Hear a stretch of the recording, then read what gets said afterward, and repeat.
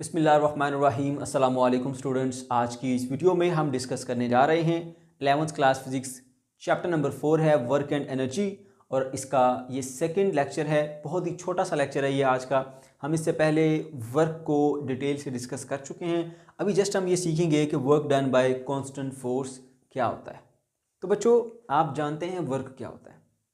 Work आपने सीखा था कि जब किसी बॉडी पर फोर्स अप्लाई की जाए और वो बॉडी कुछ डिस्प्लेसमेंट कवर करे in the direction of force, तो इसको हम वर्क कहते हैं। हमने इसका एक फार्मूला भी देखा था, W = FD, और साथ में हमने ये भी कहा था कि यहाँ पर जो फोर्स है वो कांस्टेंट है।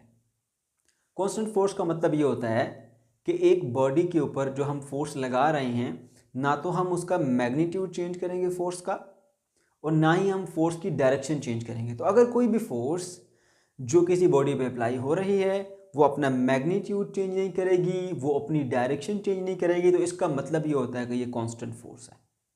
ठीक है, तो work done bye constant force भी इसी तरह से हम सीखेंगे कि एक फोर्स जो किसी बॉडी को डिस्प्लेस करती है थ्रू सम डिस्प्लेसमेंट डी, और हमारे पास वो जो फोर्स है वो कांस्टेंट रहती है, वो अपनी वैल्यू को कम या ज़्यादा नहीं करती, अपने मैग्नीट्यूड को बढ़ाती नहीं है या कम नहीं करती, और साथ ही साथ अपनी डायरेक्शन को भी सेम रखती है।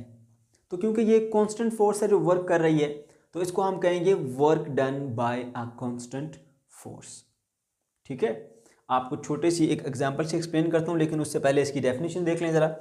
When a constant force F act through a distance d, then it is called the work done by the constant force। कुछ डिस्प्लेसमेंट कवर किया एक बॉडी ने और उसके ऊपर फोर्स लगा के जो एक डिस्प्लेसमेंट कवर कराया, उस डिस्प्लेसमेंट के दौरान अगर आपकी फोर्स सेम रहती है, चेंज नहीं होती, डायरेक्शन चेंज नहीं करती, तो ये होगा work done by the constant force. Graphically अगर हम इसको देखें तो हमारे पास एक कोई ऑब्जेक्ट है, आप उसको यहाँ से इस पॉइंट से इस पॉइंट तक शिफ्ट कराते हैं, कुछ डिस्प्लेसमेंट कवर करती है बॉडी, वो डी डिस्प्लेसमेंट है। अब जब आपने इसको डिस्प्लेस करना शुरू किया, इसने 1 मीटर का डिस्प्लेसमेंट कवर किया, इसके ऊपर जो फोर्स एक्ट हो रही थी वो 4 न्यूटन की, लेट्स सपोज, और 2 मीटर फासला तय किया, अभी भी इसके ऊपर जो फोर्स एक्ट हो रही है वो एक जैसी है, चेंज नहीं हो रही, 4 न्यूटन ही है। 3 मीटर का डिस्प्लेसमेंट कवर किया, फोर्स अब भी इसके ऊपर 4 न्यूटन है। उसने 4 मीटर का डिस्प्लेसमेंट कवर किया, आप फोर्स चेंज नहीं कर रहे, करते करते आप 6 मीटर तक आते हैं, अभी तक भी डिस्प्लेसमेंट इसका जो है, सॉरी, जो फोर्स है वो 4 न्यूटन ही है। तो देखिए, ये एक डिस्प्लेसमेंट था डी।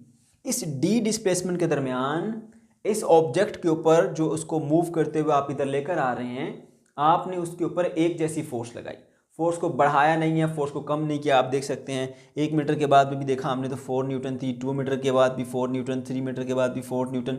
तो हर मीटर के बाद हम चेक कर रहे हैं उसके ऊपर जो फोर्स बॉडी के ऊपर एक्ट हो रही है वो सेम एक्ट हो रही है। तो यहाँ ये फोर्स कांस्टेंट फोर्स है, और कांस्टेंट फोर्स के साथ जो हमने यहाँ से लेकर यहाँ तक डिस्प्लेसमेंट कवर किया, इसको हम कहते हैं work done by the constant force. Okay, अब इसको एग्जाम्पल से सीखते हैं।